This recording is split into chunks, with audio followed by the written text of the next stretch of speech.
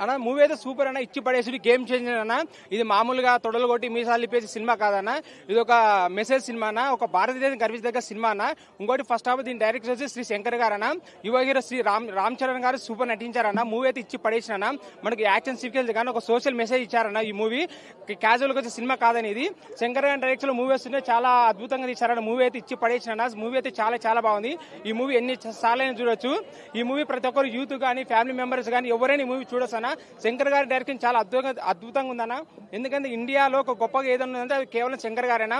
ఆయన ఓన్ ఐడియాతో ఒక మూవీ తీస్తారైనా, ఆయన కాపీ డైరెక్టర్ కాదన్న.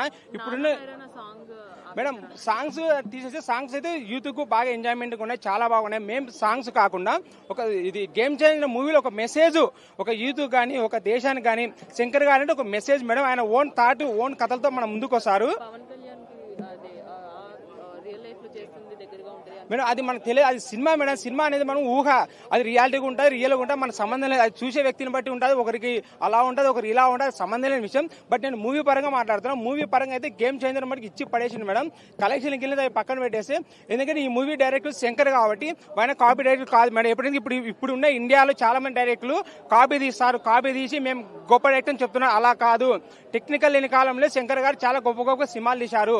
జెంటిల్మెన్ నుంచి ఇప్పుడు గేమ్ చేంజర్, ఇంకా నెక్స్ట్ భారతీ 3 రావచ్చు, ఇంకా ఎన్ని సినిమాలు రావచ్చు. శంకర్ గారు లాంటి డైరెక్టర్ ఈ ఇండియాలో మళ్ళీ ఎవరు పుట్టలేరు మేడం. పుట్టిన వాడినే పుట్టాలి అంతే. యాక్షన్ సీక్వెల్ శంకర్ గారికి పుట్టింది పేరు. యాక్షన్ సీక్వెల్ తీయాలంటే ఓన్లీ శ్రీ శంకర్ గారు తీయాలి.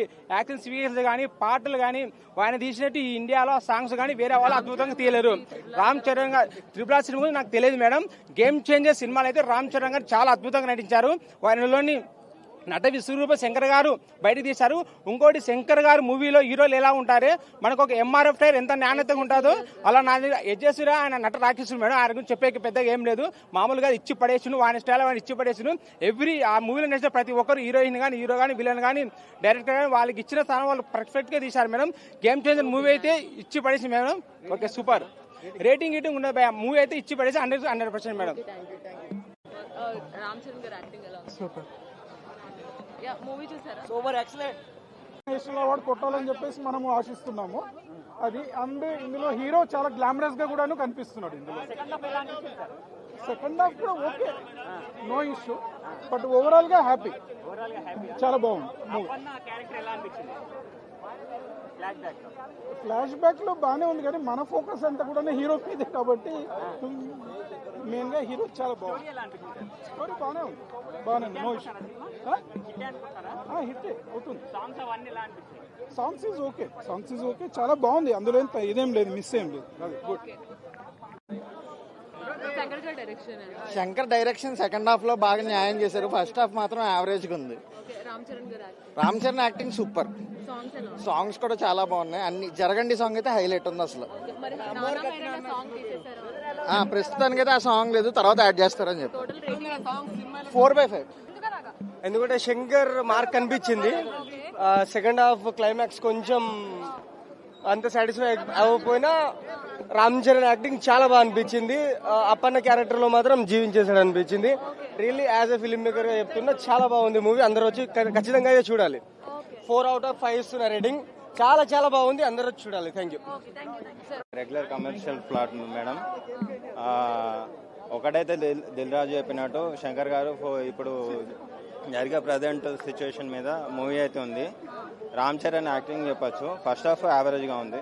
ఫస్ట్ హాఫ్ ఇంటర్వల్ బ్యాంగ్ సినిమాకి సెకండ్ హాఫ్ అయిపోయింది. సెకండ్ హాఫ్ మూవీని కొంచెం నిలబెడుతుంది. Second half అపన్న character Ram Charan చాలా బాగా యాక్ట్ చేస్తాడు. మళ్ళీ క్లైమాక్స్ కూడా కొంచెం ప్రెడిక్టబుల్గానే ఉంది. మూవీ ఓవరాల్గానైతే బాగుంది, మరీ తీసేసినట్టు అయితే లేదు.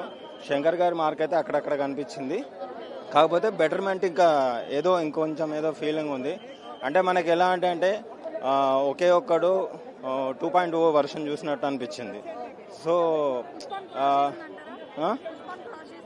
లేదు మేడం, అంటే ఇది మనం ఆల్రెడీ చాలా చూసిన స్టోరీసే.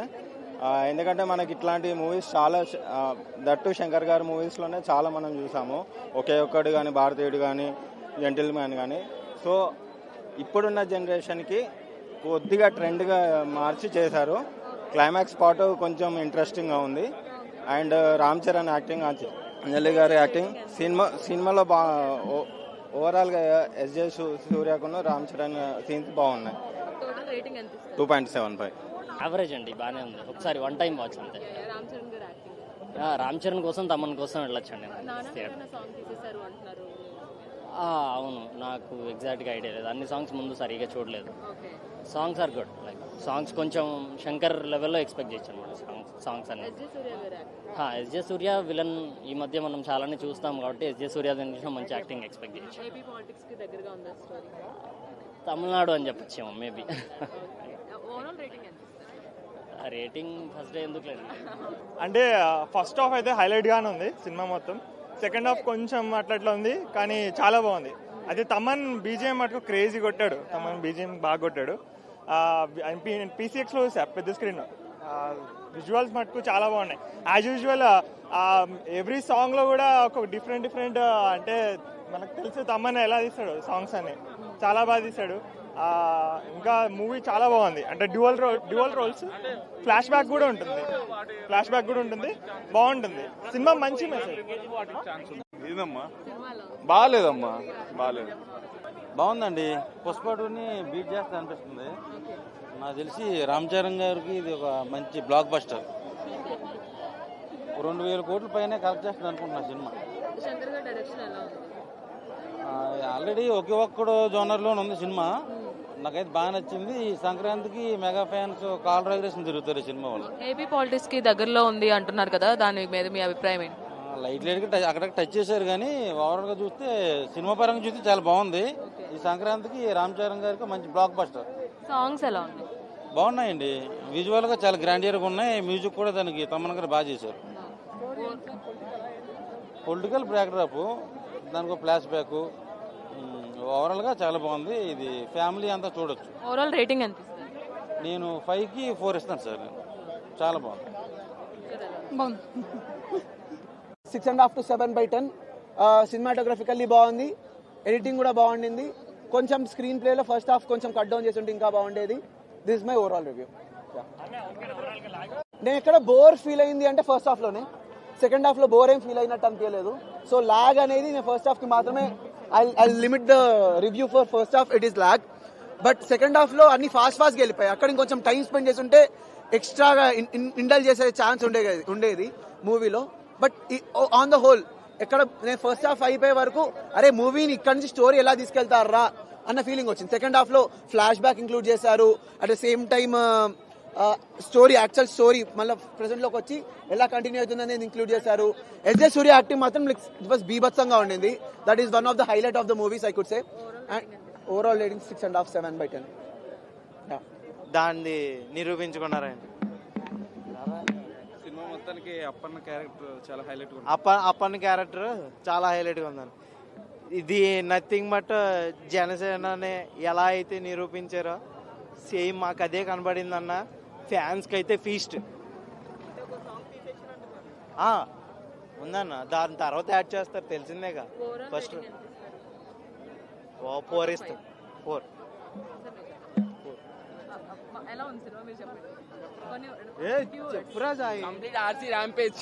ఆర్సీ ఫీస్ట్ మొత్తం కంప్లీట్ గా. రామ్ చరణ్ గురించి ప్రత్యేకంగా చెప్పాల్సిన లేదు. రంగస్థలంతో నిరూపించుకున్నాడు తను.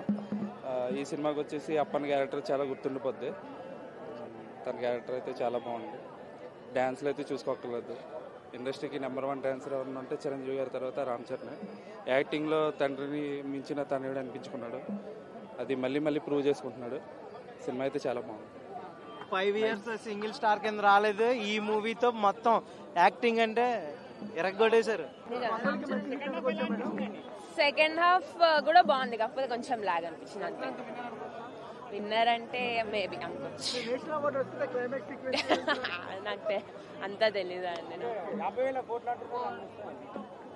నాకు అంత ఐడియా లేదు. అవ్వచ్చు.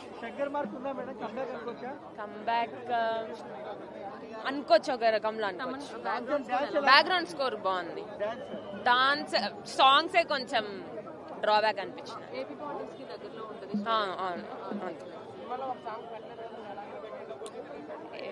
లైక్ ఏమో సాంగ్ పెట్టాల్సింది యాక్చువల్లీ, మరి తీసేసారు ఎందుకు. ఓవరాల్ రేటింగ్ ఎంత? 3. పవన్ కళ్యాణ్ గారు చెప్పినట్టు ఏదైనా సినిమాలోనే సాధ్యం, బయట సాధ్యం కాదు. ఒక ఎలక్షన్ కమిషనర్ నీతి నిజాయితీగా ఉంటే ఎలా ఉంటుంది అనేది సబ్జెక్టు బాగుంది.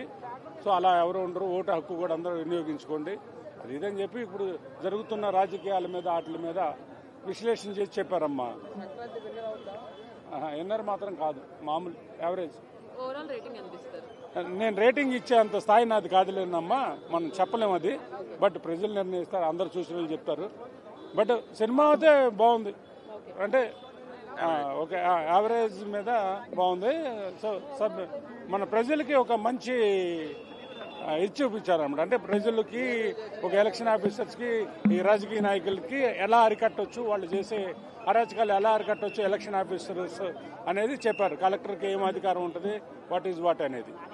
అది డబ్బులు లేకుండా రాజకీయం అనేది ఎట్లుంటుంది, ఓటు విలువ అయిందనేది, మనం మంచి నాయకులు ఎన్నుకుంటే ప్రజాస్వామ్యం ఎట్లుంటుంది అనేది సినిమా.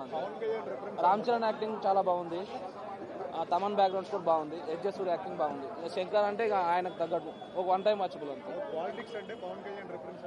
ఏం లేదు, పవన్ కళ్యాణ్ అదంతా ఏముండదు. రామ్ చరణ్ యాక్ట్ అయింది, డబుల్ యాక్షన్ చాలా